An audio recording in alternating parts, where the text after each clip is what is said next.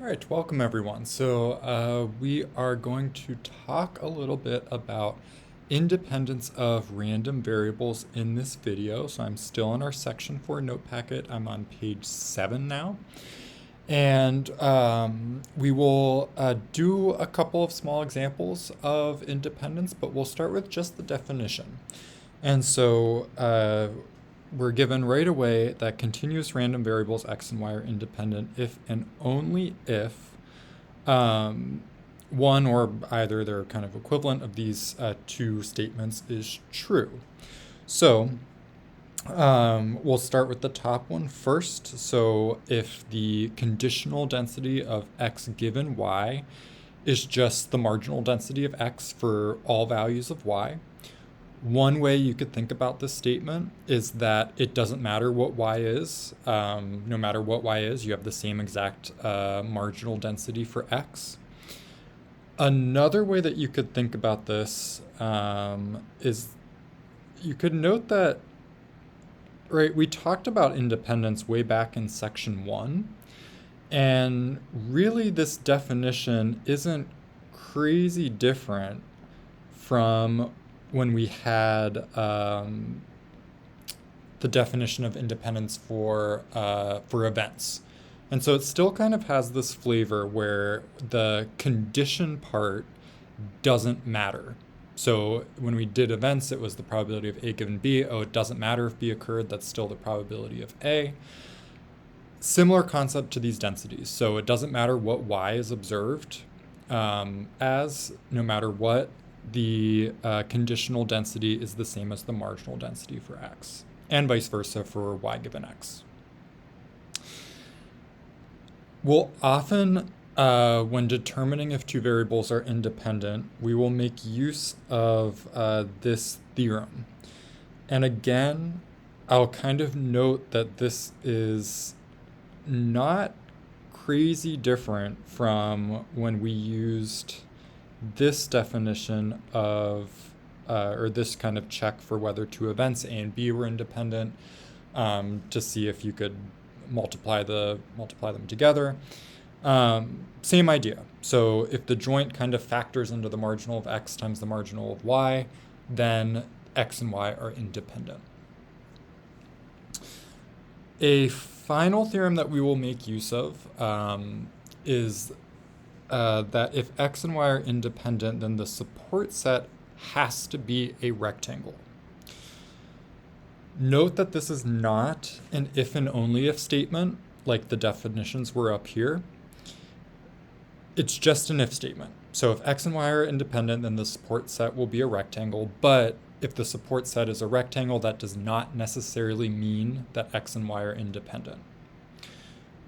We can use this, though, mainly for its contrapositive, which says that if the support set is not a rectangle, then x and y are not independent. So that's the contrapositive of the statement. So if we check the support set and it's not a rectangle, we're done. Then that means x and y can't be independent.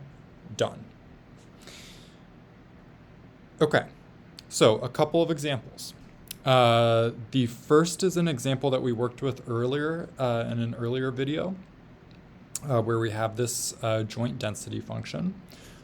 Right away, I'm going to notice that the support set here, we sketched that out earlier. That was a triangle. It is not a rectangle. So a rectangular support would be like x is between 0 and 1 and y is between 0 and 2. So that would be like a rectangular support.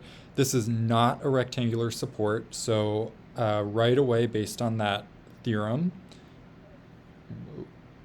are x and y independent? No. The support set is not a rectangle, so x and y cannot be independent.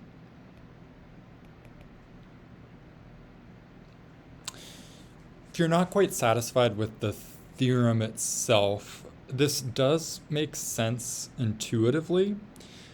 And it makes sense in the way, so the allowed values for y, so what y is allowed to be, it depends on the value of x that is observed. So the support of y after you observe a value of x, it depends on what that x is, and so there's no way that x and y can be independent.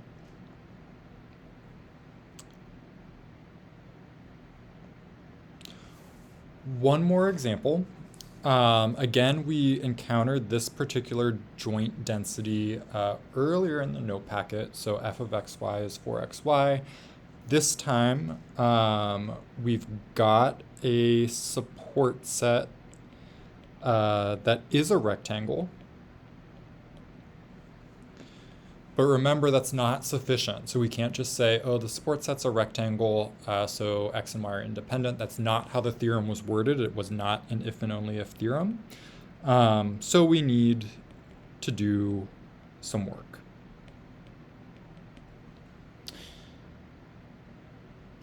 And I'm going to make use of that theorem that says x and y are independent if and only if the joint is equal to the marginal of x times the marginal of y. And so I'm going to calculate the marginal of x first. That means that I want to integrate out y. So I want to integrate from 0 to 1 4xy dy. That, if you do that integral, I'm not going to show all the work, but that is 2x. And so that implies that our marginal density is 2x for that support and 0 otherwise.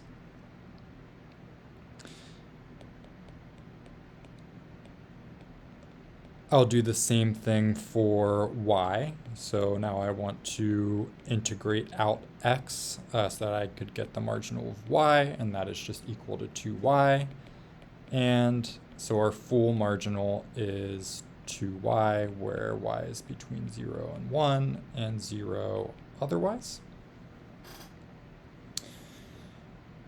And now what the theorem says is to check, what if I multiply those two marginals together? Is that the same as the joint distribution? If it is, x and y are independent. If it's not, then x and y are not independent. So 2x times 2y is 4xy.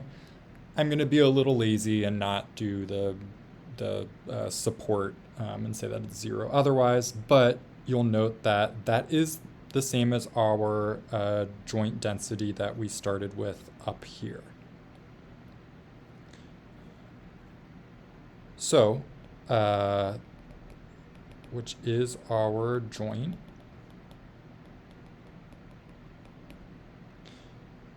Therefore, x and y are independent.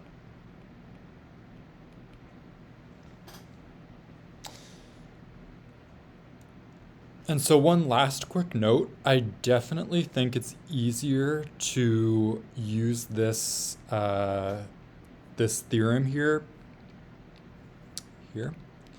So if the support's rectangular, then I think it's easier to use this theorem as opposed to the definition to actually check if two variables are independent.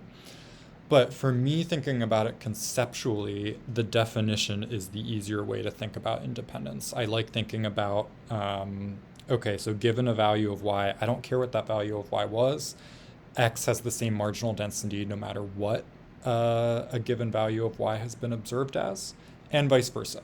So given a value of x has been observed, if x and y are independent, then the density of y, it doesn't matter what, if x was 0.5, if x was 0.23, doesn't matter. The density of y is its marginal.